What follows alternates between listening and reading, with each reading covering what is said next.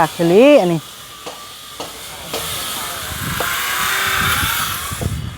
เริ่มเป็นหูเป็นหางแล้วพี่น้องเอ้ยเฮือนซานแม่บิ่งพอเพชรลังบักใหญ่เอิงเติงอยู่พี่น้องเอ้ยแผ่นนะจักแผ่นก็อ้ายจะบอกเขาคืนนี่ฮะ90 แผ่น90 แผ่นแผ่นละ4แผ่นใหม่ยังเกาะไม่ยากสั่งอันนี้มาให้มีทุกคำพี่น้องเอ้ยสีบวกสีฟ้าแม่นผมตัวนี้มันราคาถูกแน่ตัวนี้พี่น้องอันนี้200,000ปลายผมน้องใหญ่เนาะตัวนี้ผมสีแดงกับสีฟ้าตัวนี้ฮะปูทั้งหน้าเนาะตัวนี้ที่ยาวกว่า3 เมตรกว่าโบตัวทั้งของโค้งพี่น้องเพราะว่าแขกคนมามือเป็นเงินใหม่เนี่ยปูพี่น้องตัวนี้6 ฟุตเนี่ยมันซ้ำกันกับผ้าปูบอลก็เลยว่าเอาตัวนี้นอน2 คนได้ตู้คำนอนกับซาเนน่าพี่น้องไอ้คืนนี้เป็นบอกตัวนี้ก็6 ฟุตตัวนี้เนาะสามารถใส่บนนอนแบบพอดีเลยนะกับบนนอนกับซีมีทางย่างพี่น้องโอเคกาเกินเนาะ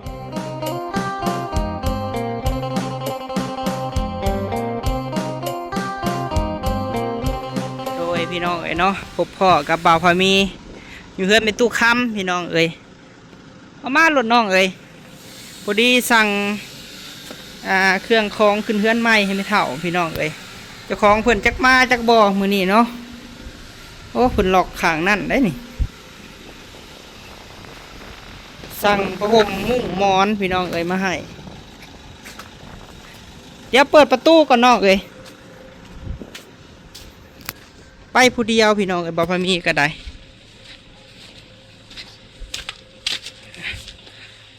ยังบ่ทันทำความสะอาดดอกกำลังสั่งมา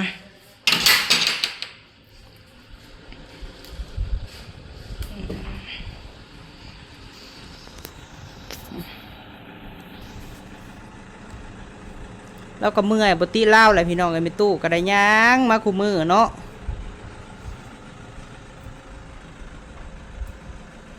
เอาไว้ใส่เหนียววันทองซับผู้วงไปใส่โอ้โดยคนเข้าไปในบันทองสบายดีเด้อน้องเด้อโดยสั่งอันนี้มาให้มีทุกค่ำพี่น้องเอ้ยย้อนแสง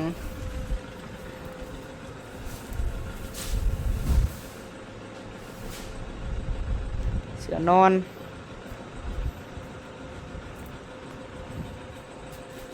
สีบวกสีฟ้าแมนตัวนี้6 ฟุตตัวนี้ค่ะ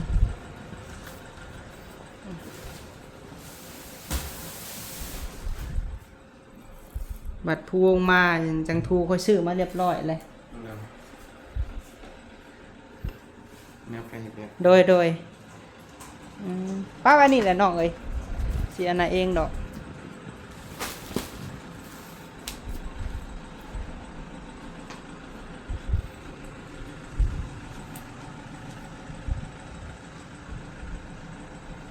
ศาสตร์ช่างศาสตร์มาพี่น้องเอ้ยแล้วก็ไม่กอกไม่กวดเนาะบอกมีซื้อมา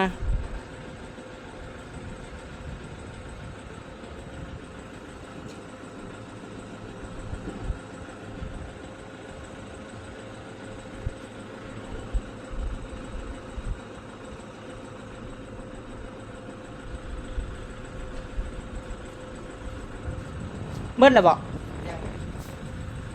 ไปไปเอาน้ำจะเคียงแล้วไปเป็นนักโดย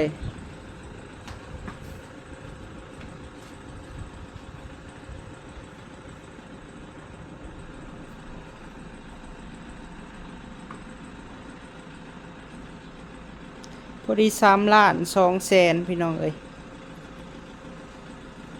รวมเบิดทั้งหมดทั้งมวลนี่พี่น้องเอ้ยน้องเครื่องที่เฮาซื้อมาให้ทางตู้คำคือสิเบิดเลยแหละเนาะ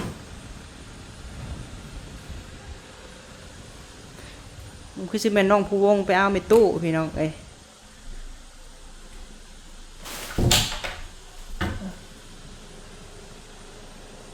ใครออกสักก่อน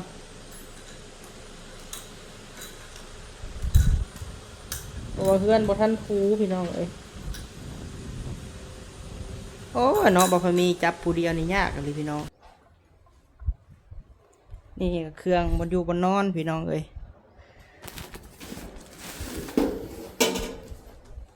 ช่วงนี้ก็ยังมีอุปกรณ์สร้างหลายพี่น้องเอ้ยสิหาไว้เป็นสัดส่วนเพราะว่าเขาสิได้ทำความสะอาดเนาะ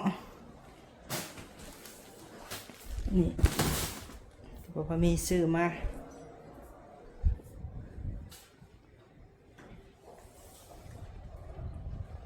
นี่ก็เป็นแนวทูพืชเลยกระโตก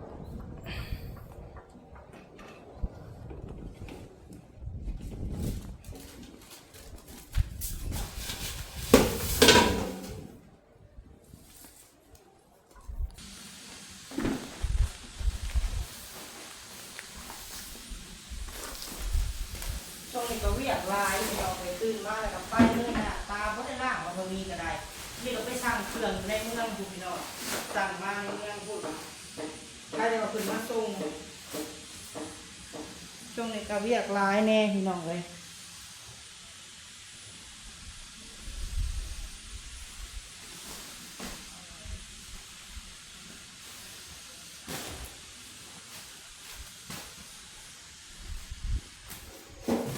นี่หันเป็นอันนั้นพระพรมตัวนี้มันจะราคาถูกแน่ตัวนี้พี่น้องอันนี้200,000 ปลายพระพรมน้องใหญ่เนาะตัวนี้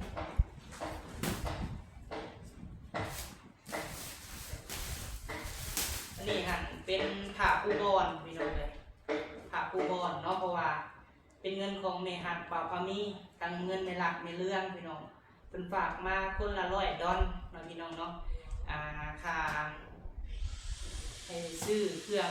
บนอยู่บนนอนพี่น้องเลย$400ก็ได้อยู่4 ล้านปลายเขาซื้ออันนี้เบิด3,200,000พี่น้องก็ยังเหลืออยู่900,000 ปลายเนาะ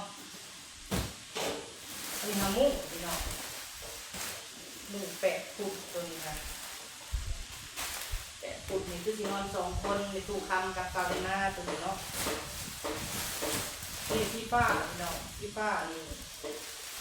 ของข้าวตุ้น6 ฟุตพี่น้องมุ้ง6 ฟุตผู้เดียวนี่นอนได้ว่านอนห้องนั้นห้องนี้เนาะแต่ฝากผู้บนนอนนี่กะแม่ทั้งแม่เรื่องเนาะคุณให้ซื้อคนละอันเลยพี่น้องนี่แหละคือฝากผู้บนนอนก็มีซื้ออันนี้เวลาพ่อพี่น้องไปแล้วรังของหน้าของในนี่อีต้นพี่น้องไปถ้าต้นเบิ่งแบบซอยให้มันแล้วซอยให้มันสุดให้มันถึงขึ้นว่าเลยนี่ซื้อมา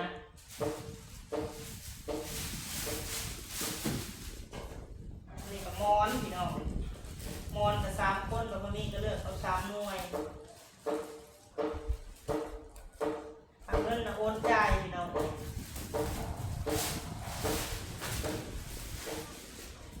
แล้วให้ลาตีเพิ่นมาทูพี่น้องเลยบอกว่านี่เป็นคนซื้อมามอนอันนี้นุ่มๆเลยพี่น้องเลยก็ซื้อผ้าเช็ดเท้าพี่น้องก็ซื้อมาให้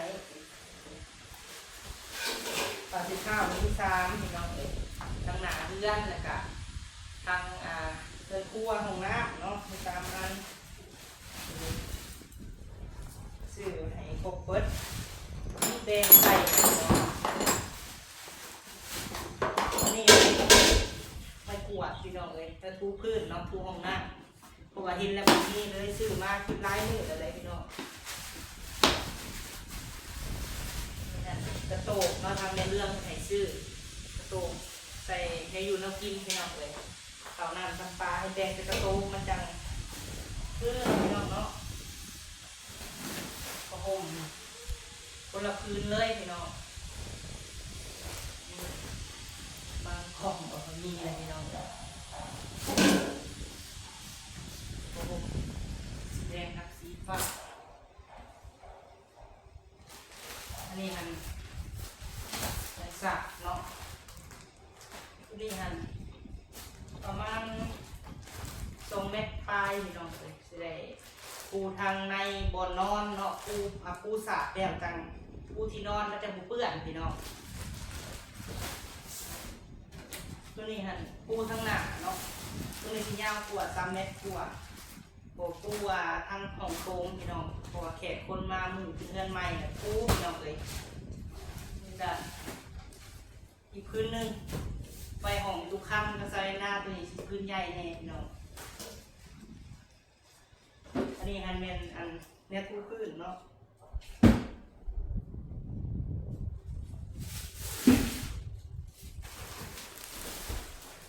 เพราะว่าตะกี้หันสิเอาลายอื่นนะพี่น้องเลยแต่ว่า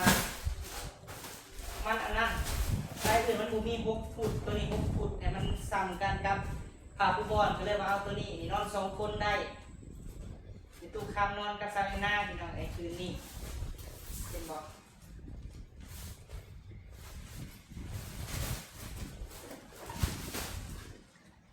อันนี้ของทับตูนชุดนี้ลองกระตุ้นเนาะเราอยากได้สีนี้ที่แรกว่าอยากได้สีฟ้าให้เราแต่ว่าผมมีลายก็เลยว่าเอาหูแบบนี้เพราะว่าเรามาคุกกระตุ้นพี่น้องเลยตัวนี้ก็6 ฟุตตัวนี้เนาะสามารถใส่บนนอนแบบพอดีเลยนะกับบนนอนก็จะมีทางย่างพี่น้องโอเคกาเกินเนาะนี่แหละที่น้องซื้อมาเฉพาะเครื่องขึ้นเงินใหม่ทุกคำ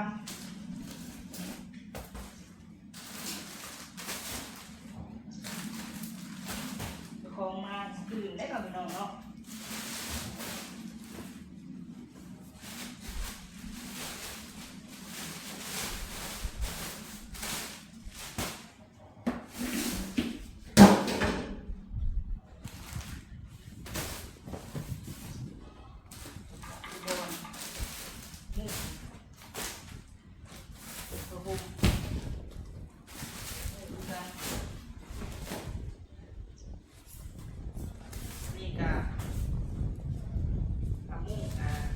ปะปูบอลนะครับปะห่มพี่น้องเลยตัวนี้มันโบแทงแต่มันบานตัวนี้ครับ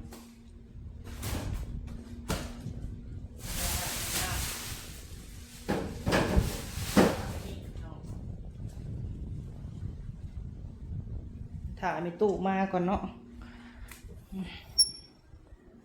เบิร์ดสำนีกาเบิร์ดตังซี3 ล้านปลายพี่น้องเอ้ย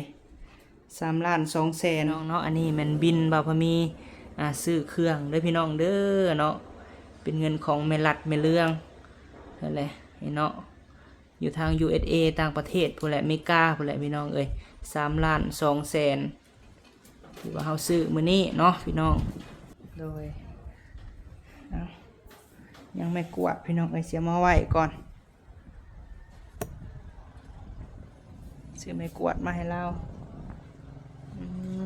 น้องสาวมาใส่เด้พี่น้องเอ้ย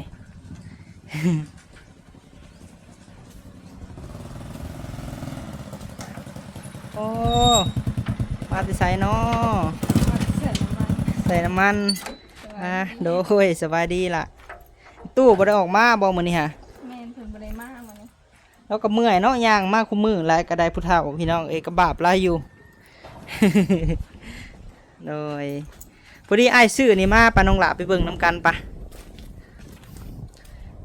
เจ้าทูเด้อเจ้าอยู่เด้อทำความสะอาด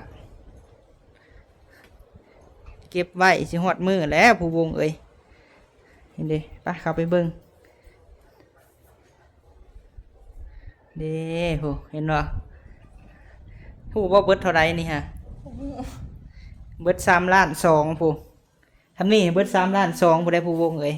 ถ้าได้หันนำยาทุกได้หันนะเบิ่งทุกหันละแมนดินำยาอันยังบ่ได้ประกอบยังบ่ได้ประกอบเมื่อไรจะประกอบเป็นอยู่หรอวะบ่เป็นนี่จังหน่อยสิประกอบให้แม่นบ่นี่บ่บ่แม่นอยู่ในหันเลยนะประกอบมันนะอันนี้มาจะใส่ค่ะเอาอยู่ในเฮือนนี่แล้วน้ำยาอันล้างห้องน้ำกับมีเด้อเป็ดหันเด้อทำความสะอาดลาตีจังหน่อยพุ่นสิมาลาตีเนี่ยไอ้ไปซื้อผู้เดียวผู้วงเอ้ยเพิ่นเอามาให้นี่ฮะแนวทูห้องน้ำนี่แนวคัดพื้นห้องน้ำเบิ่งแล้วเนาะหลานสาวมาอยู่นี่กันเนาะเฮ็ดเฮือนพ่อกับแม่พี่น้องเอ้ยต้องเบิ่งในอยู่แนวกินบ่แต่ละมื้อฮะอ๋อ เอาพี่น้องเอ้ยยับมอจอจั่นแล้วผู้วงเอ้ยมื้อแรงบ่พอมีก็สิบอกทั้งแม่บิ้งพี่น้องเอ้ยเพราะว่าเพิ่นว่าคันเงินบ่พอซื้อแนวอยู่แนวกินก็ให้เอาเงินแม่ออกก็ได้เด้อลูกเด้อเพิ่นว่าเพราะว่าแม่รัดแม่เรื่องเพิ่นซอยทางภาคส่วนนี้พี่น้องเอ้ยเบิ่งอาสิถ่ายรูปในผู้วงปิ่นมาเอากันเด้อไป ปิ่นมาเด้ออ่ะ1 2 3โอเคค่ะเอาไว้ก่อนเนาะเดี๋ยวจะหน่อยแล้วเจ้าเก็บสายพื้นสายไฟเอาไว้เป็นจุดเด้อพวงเด้อแล้วก็ทำความสะอาดอัดในหน้าต่างค่ะเพราะว่าอุปกรณ์สร้างพี่น้องเอ้ยนี่ก็ได้เครื่องมือเนาะจักปั่นปอกปั่นไฟนี่ปัดฮอดมืออันขึ้นเฮือนเลยเฮาสิอันเอาไว้สะกอนพี่น้องเอ้ยปัดเฮาขึ้นอันเฮือนเรียบร้อยแล้วเฮาจะเอาเข้ามาไว้คืนมีแต่แนวมีค่าเบิดได้พี่น้องเอ้ยเนาะอันนี้กับน้องสาวกับน้องชายเพิ่นนอนพี่น้องไอ้ผู้วงแต่ว่าคนอื่นนอนหาได้พี่น้องแต่ว่าเจ้าของเฮือนนอนหาบ่ได้เนาะคือเรื่องเฮือนใหม่คือแบบสร้างบ่อนี่นอนได้เนาะผู้วงเนาะโดยเบิ่งน้าเบาไปหาอันสร้างก็เด้อน้องเด้อโดยไปพี่น้องเอ้ยเนาะหลังจากเฮาอันนั้นแล้วเฮาก็ไปเบิ่งสร้างเฮาก่อนปาโธเนาะเฮือนซานพ่อกับแม่พี่น้องเอ้ยเพิ่นเอาไม้ค้างขึ้นแล้วเนาะคักเลยอันนี้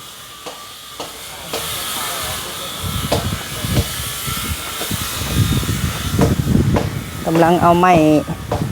ค้างขึ้นพี่น้องเอ้ยเป็นหูปเป็นหางถึงแล้วบัดนี้เนาะคือว่ารวดเร็วทันใจคักพี่น้องเอ้ย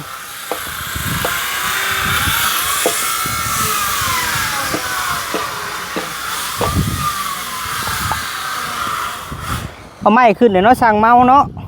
โอ้โธ่เริ่มเป็นหูเป็นหางแล้วพี่น้องไอ้เฮือนซานแม่บิ้งพอเพชรเนาะหลังบักใหญ่เอิงเติงอยู่พี่น้องเลยโอ้เนาะจบงามหลายโอ้คักกะลีพี่น้องเอ้ยเวลาเข่าตะล่มตะลางโอ้เนาะอันนี้ทางพื้นเฮือนเพิ่นต่อไม้แทบจะบ่เห็นเลยพี่น้องห้อยต่อเนาะห้อยเพิ่นต่อไม้แทบจะบ่เห็นเลยเพราะเพิ่นกบไม้คักนี่แมนกำลังขึ้นโครงห่างพื้นพี่น้องเลยเอามาเบิ่งตอนต่อไปเนาะว่าสิเป็นจังใดอันนี้แมนเพิ่นสาธิตให้พ่อกับแม่เบิ่งบ่ฮู้ว่าแม่ได้เบิ่งคลิปแล้วหรือบ่พี่น้องเอ้ยอันนี้เพิ่นว่าถ้าว่าบันไดออกนอกพี่น้องเอ้ยจะขึ้นทางนี้เลยนะความหมายทางพุ่นเนาะตามสร้างราวเพิ่นเว้าแต่แม่เพิ่นเว้าว่าถ้าเป็นไปได้เพิ่นว่าสิเอาบันไดขึ้นทางกลางพี่น้องเอ้ยแบบว่าบ่ให้มันบันไดเฮาผุพังเนาะพี่น้องเนาะเวลาฝนตกฝนสาดแต่ถ้าว่าแม่เบิ่งคลิปเนาะแต่คือสร้างเราเว้ามื้อวานนี่เด้อแม่เอ้ย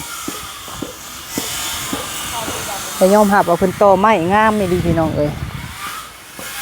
แทบจะบ่เป็นหอยต่อเลยเนาะนั่นแม่นห้องน้ำกับเพื่อนพี่น้องกับบ่ได้ลื่นกันหลายพี่น้องเอ้ยน้อยหนึ่งเนาะประมาณคืบนี่บ่ฮอดซ้ำบ่จัก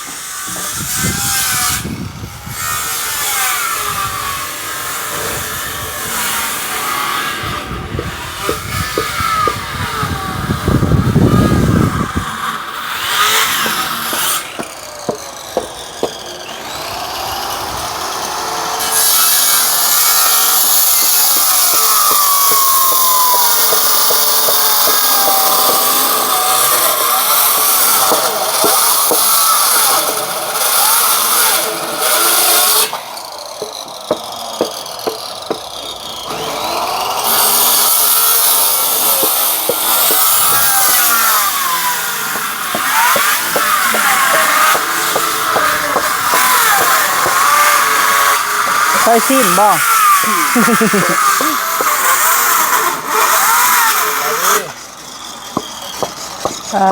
โธ่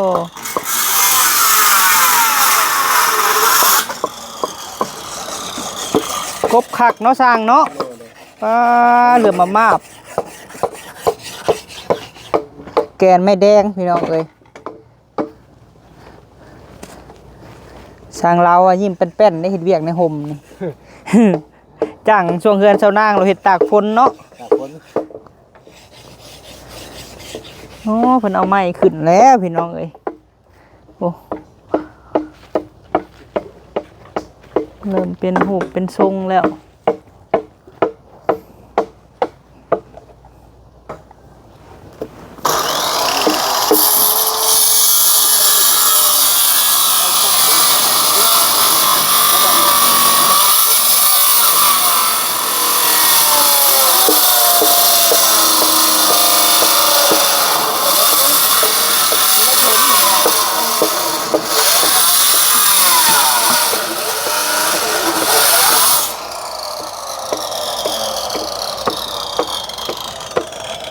บากเสาไว้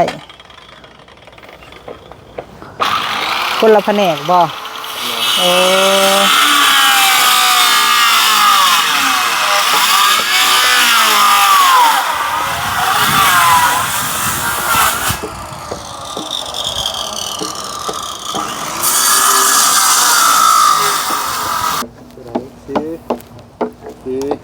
ป้างามมิลิเนาะเป็นอันนี้ฮะทาสีใหม่ใส่จักว่าเฮงสีงามเนาะสร้างเรา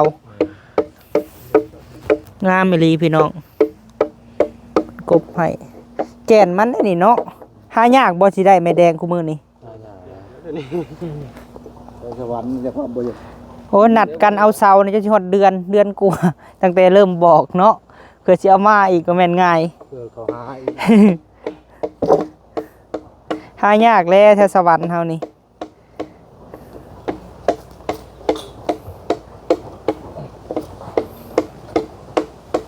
แป้นนะจักแผ่นก็อาจจะบอกเขาคืนนี่ฮะ90 แผ่น90 แผ่นแผ่นละแผ่นใหม่ยังเกาะไม่ยางเป็นไม่ยางคักได้เนาะไม่ยางนี่เนาะ140รุดละบอลนี่ฮะแม่ปกติเราขาย1,500,000ตกอยู่เท่าไร12 ล้านบ่12 ล้านปลายเนาะ12 ล้านเราจะ100,000เนาะประมาณนั้นแผ่นตกอยู่90 แผ่นผู้บันทองเลยหลายเติบชมก็เฮือนใหญ่แล้วเนาะ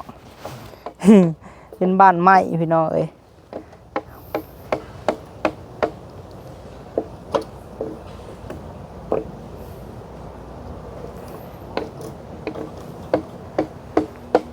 หนึ่งเฮ็ดอันหนึ่งผู้หนึ่งเฮ็ดอันหนึ่งกันแล้วไว้พี่น้องงานเฮากับไปไว้ว่าหลายคน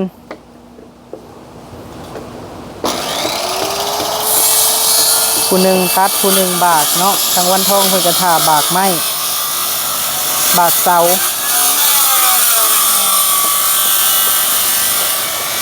เอาพี่น้องเอ้ยเนาะสิให้ทางสร้างเฮ็ดเวียกก่อนเพราะว่าเสียงจักน้องขึ้นอยู่พี่น้องเอ้ยโดย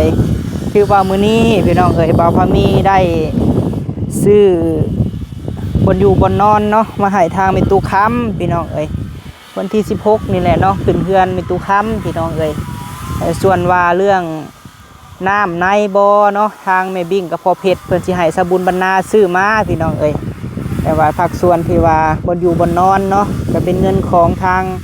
แม่รัดแม่เรื่องเนาะเพิ่นอยู่ทางต่างประเทศพุ่นแหละพี่น้องเอ้ยเพิ่นได้ฝากมาให้เบิ่งจบงามเด้อลูกเด้อเพิ่นว่าฝากฟังให้ลูกพามีเบิ่งให้แม่ตู้ได้มีบนอยู่บนเซาเสื้อนอนมอนมุ้งให้ครบเซฟเพิ่นว่าเนาะก็เลยว่าบิแบ่งซื้อพี่น้องเอ้ยให้มันครบเนาะก็3 ล้านปลายพุ่นแหละแม่รัดแม่เรื่องเพิ่นฝากมาซอยพี่น้องเอ้ยขอบบุญขอบคุณหลายๆเด้อแม่เอ้ยให้เจ้าทั้งสองอยู่ดีมีแฮงเนาะเป็นโฮมโพโฮมไซให้ลูกให้หลานความเจ็บบ่ให้ได้ความไข้บ่ให้มีเด้อแม่เด้อเนาะปรารถนาสิ่งใดก็ให้เจ้าได้สมคำมุ่งมั่นปรารถนาคิดเงินก็ขอให้ได้เงินคิดทองก็ขอให้ได้ทองพร้อมด้วยครอบครัวแม่ฮะแหละอยู่ดีมีแห้งไปใส่มาใส่ให้ตลอดปลอดภัยบุญคำนำสู่บุญรักษาเนาะเทวดาคุ้มครองเด้อเนาะพร้อมด้วยทางแม่บิ่งพ่อเพชรพ่อกับแม่ที่ว่าไว้วางใจลูกชายผู้นี้เบิ่งเวียกเบิ่งงานให้เรื่องเฮือนเรื่องซ่านเนาะก็ขอให้พ่อกับแม่ ให้เจ้าร่ำเจ้ารวยกว่าเก่าเด้อพ่อแม่เอ้ยเป็นห่มโพห่มไทรให้ลูกให้หลานซอยไม่ตู้คำเริ่มแรกจนมาฮอดมือนี้เนาะแล้วก็ไว้วางใจลูกชายเบิ่งเวียกเบิ่งงานให้ทั้งลูกกับมาทุกมื้อเนาะเวียกงานของพ่อแม่กะเบิ่งให้เพราะว่าเฮาอยู่ใกล้พี่น้องไอ้พ่อแม่อยู่ไกลโดยก็ขอให้แม่เป็นห่มโพห่มไทรให้ลูกให้หลานเนาะตลอดปีตลอดไปขอบคุณพ่อแม่ป้าลุง FC ที่หักแพงช่องบาวพามีพี่น้องเอ้ยอย่างใดก็ฝากเป็นกำลังใจให้ในเด้อพี่น้องโดยป้าสำหรับคลิปนี้พี่น้องเอ้ยสิได้ขอจบคลิปก่อนเนาะพบพ่อคลิปหน้าสำหรับมื้อนี้ไปแล้วพี่น้องเอ้ยกล่าวคำว่าสบายดี